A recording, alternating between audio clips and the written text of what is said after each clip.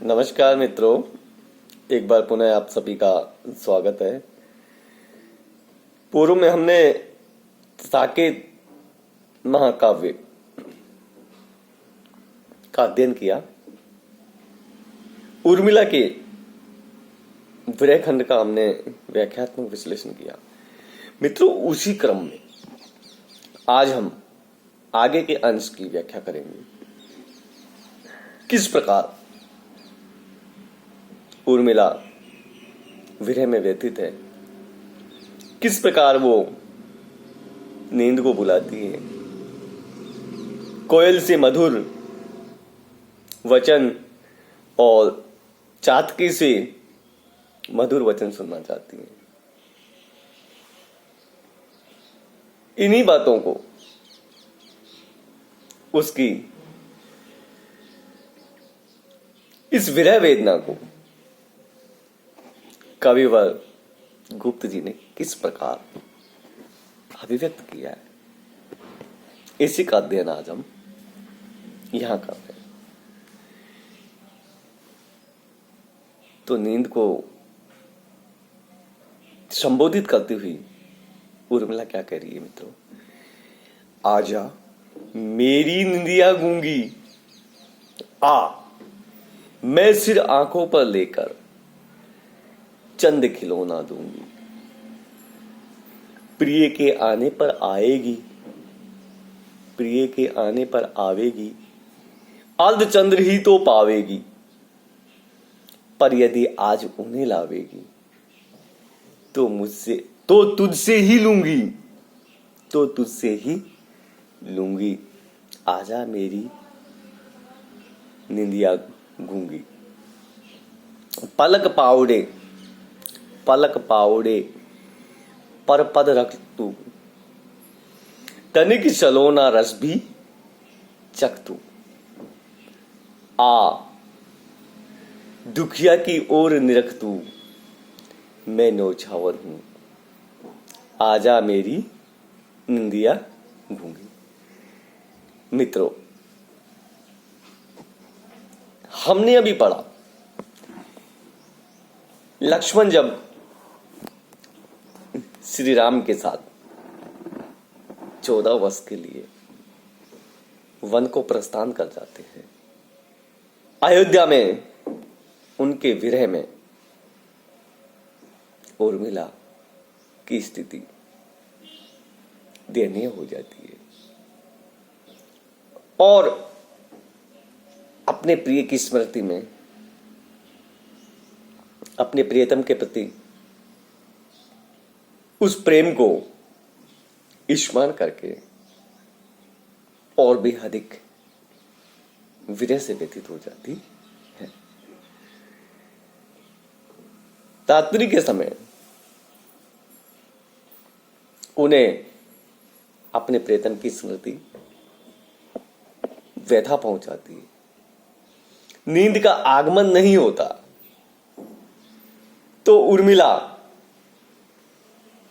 अपनी वेदना भावों को व्यक्त करती हुई नींद से कह रही है, आजा मेरी निंदिया गूंगी। हे मेरी गूंगी नींद, तू मेरे पास आ जा और मुझे सुला जा। मैं तेरा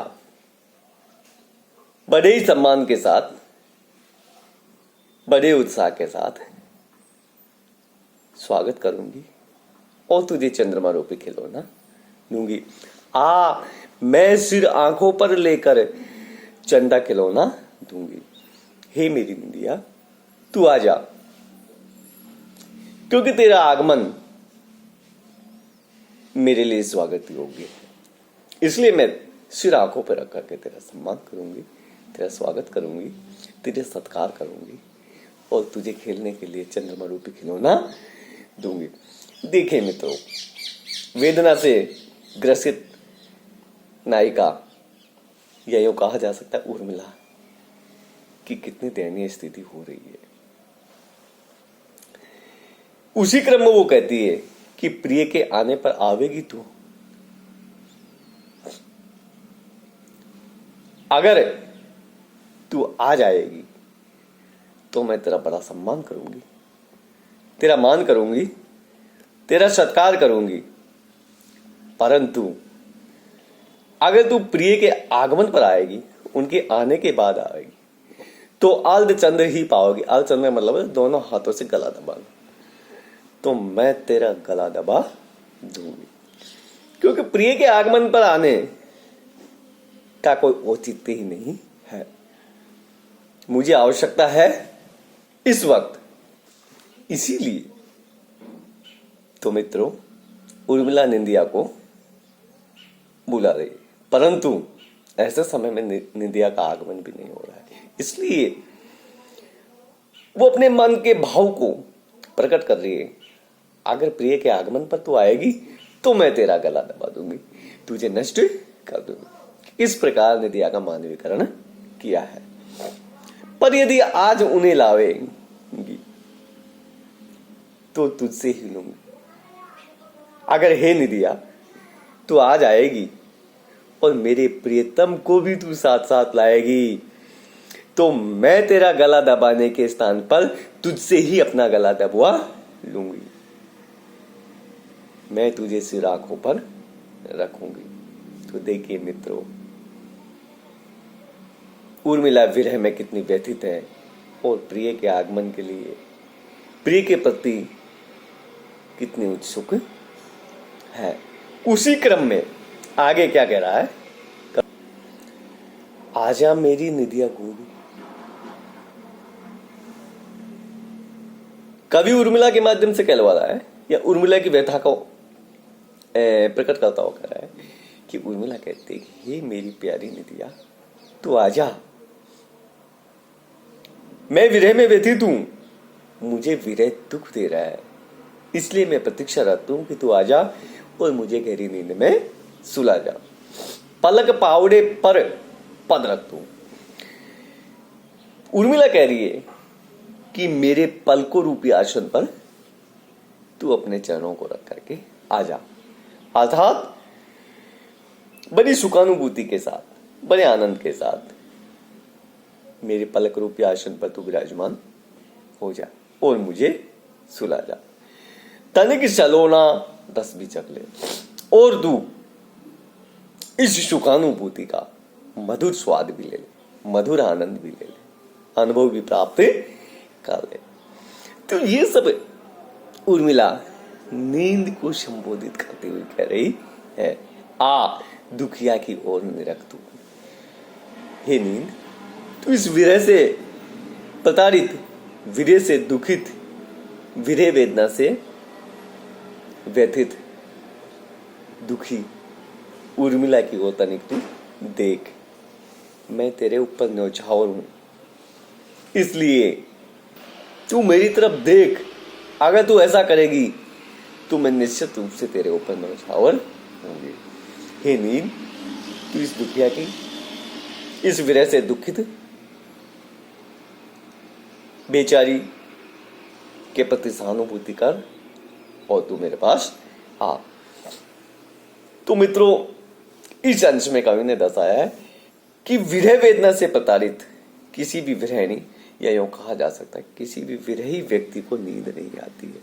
उसी अवस्था का यहाँ कविवर मैथिली शरण गुप्त ने वर्णन किया है। देखिए इस अंश में पलक पावड़े, सिर आंखों पर अर्धचंद्र देना जैसे मुहावरों का प्रयोग किया है। तुम ये कह सकते हैं कि लाक्षणिक शब्द शक्ति का और भाषा में मुहावरों का प्रयोग किया गया है। साथ ही साथ अनुप्रास, रूपक, पुनरुक्ति प्रकार जैसे अलंकारों का प्रयोग भी इस अंश में किया गया है। मित्रों,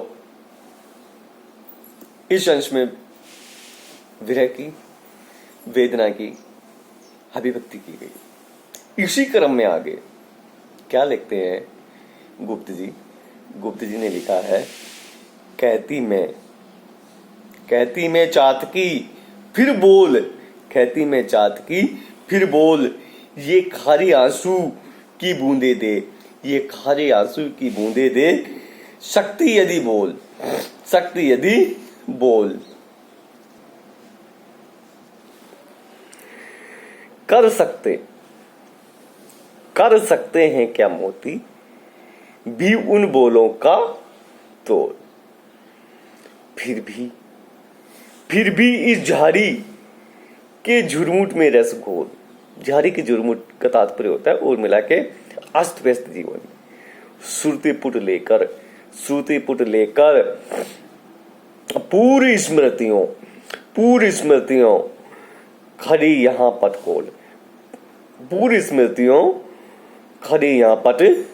खोल। देख आप ही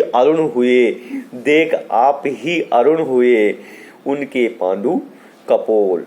जाग उठे हैं मेरे सोसो स्वप्न स्वयं हिलडोल। और सन हो रहे सो रहे ये भूगोल खगोल पृथ्वी और आकाश। तात्पर्य से न कर वेदना सुख से वंचित बड़ा हृदय हिंडोल जो मेरे सुर में सो मेरे डर से कल्लोल। किस प्रकार मैथिली शरणगुप्त ने उर्मिला की वीर वेदना का वर्णन किया। मित्रों, इस अंश में उर्मिला चातकी को अपनी विरह वेदना की सहभागिनी मानती हुई उसी को संबोधित कर रही है। और उसी को संबोधित करती हुई क्या कह रही है, इसी बात को इस अंश में गुप्त जी ने अवतरित लिया है। वो चातकी को संबोधित करती हुई कहती है कि वह स्वयं भी उल्लास से भरी रहे और उर्मिला को अर्थात स्वयं को भी वो प्रसन्न करे। और इसी प्रयास में उससे संबोधित करती हुई कह रही है कि क्या कह रही है कि हे चातकी, मेरे अनुरोध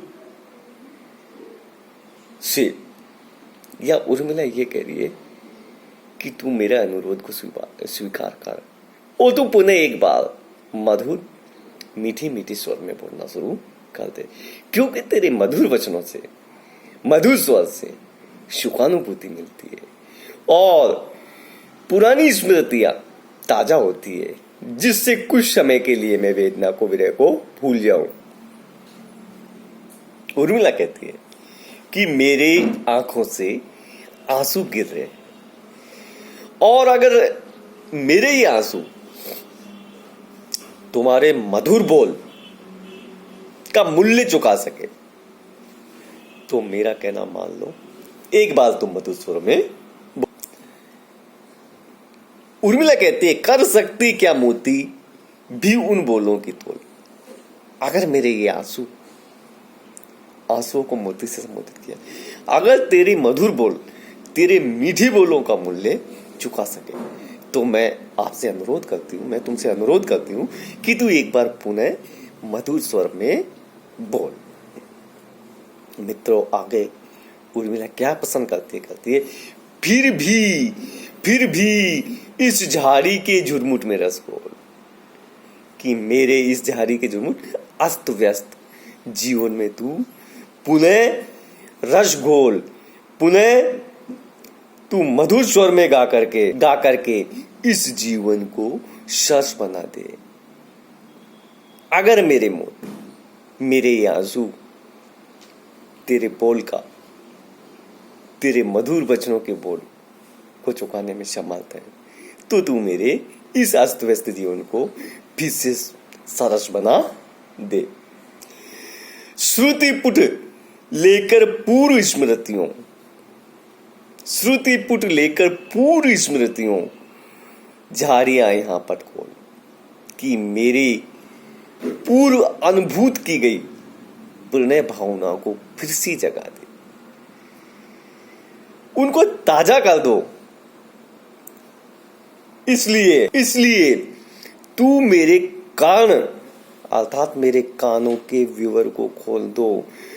श्रुति पट पूर्व स्मृतियां खड़ी यहाँ पर खोल। इसलिए तू क्या कर दो, मेरे कानों के पर्दों को खोल दो, क्योंकि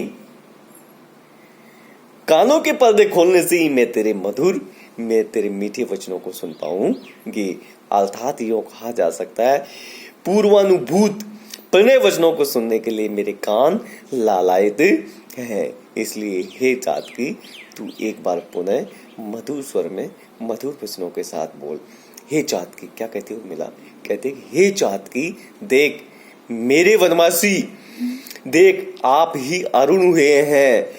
उनके पांडु का बोल कि मेरे वनवासी प्रियतम के पीले रंग के गाल स्वतः ही अरुण रंग के हो गए, लाल रंग के हो गए।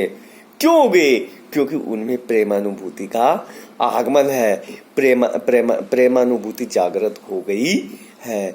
उनके हृदय में, उनके मन में प्रणय भावनाओं को लेकर सैकड़ों कामनाएं स्वयं उभरने लगी है। प्रणय भावना के प्रणय स्वपन एवं उल्लास उनके मन में उत्पन्न होने लगे। जाग उठे हैं मेरे सो स्वपन स्वयं हिल डोल, क्योंकि उनके मन में प्रेम स्वपन, प्रणय स्वपन जागृत हो गए। और इस बात से और सन हो रहे हैं, और सन हो रहे, सो रहे ये भूगोल खगोल। और इस बात से, किनकी? प्रिय की। इस बात से संपूर्ण धरती और आकाश आश्चर्यचकित हो रहे हैं, आश्चर्य में हो रहे हैं। कुछ तंद्रा मतलब नींद से ग्रस्त दिखाई भी दे रहे हैं। न कर वेदना सुख से वंचित बड़ा हृदय हिलोल। उर्मिला कहती है, क्या कह रही है? कि हे वेदना, तू सुख से वंचित, तुम अपने हृदय से प्रसन्नता की हिलोल, प्रसन्नता रूपी हिंदोल चला दो। हिंदोल का मतलब तो तात्पर्य होता है मित्रों, हिंदोल का तात्पर्य होता है झूला या लहर कह सकते हो, कि प्रसन्नता की लहर तुम चलाओ, जिससे मेरे मन से विरह का प्रभाव खत्म हो जाए, विरह का प्रभाव नष्ट हो जाए।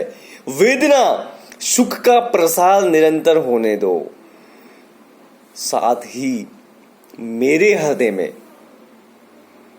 मधुर प्रणय भावना को जागृत करो। अर्थात उर्मिला के मन का, उर्मिला की भावनाओं को ये मतलब है कि विरही हृदय में नई आशा का संचार उत्पन्न करो। मित्रों, उर्मिला चातकी के माध्यम से अपनी पूर्व की प्रणय भावना को जागृत करना चाहती है और वे अपनी वेदना के प्रभाव को कम करना चाहती है। उनकी किस प्रकार दयनीय स्थिति है, किस प्रकार उनका जीवन अस्त व्यस्त हो गया, इसका यहाँ कविवर गुप्त जी ने चित्रांकन किया है। चातक पक्षी भी स्वाति नक्षत्र पर बसने वाले मेघ से असीम प्रणय करता, प्रेम करता है और उसी के आह्वान के लिए मधुर स्वर में कूकता रहता है। उर्मिला की जो प्रेम निष्ठा है वो भी चातकी के समान ही है।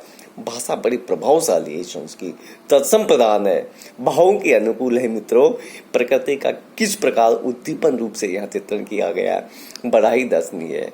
तो हम कह सकते हैं कि गुप्त जी ने उर्मिला की विरही अवस्था का बड़ा ही मार्मिक ढंग से यहाँ चित्रांकन किया गया है।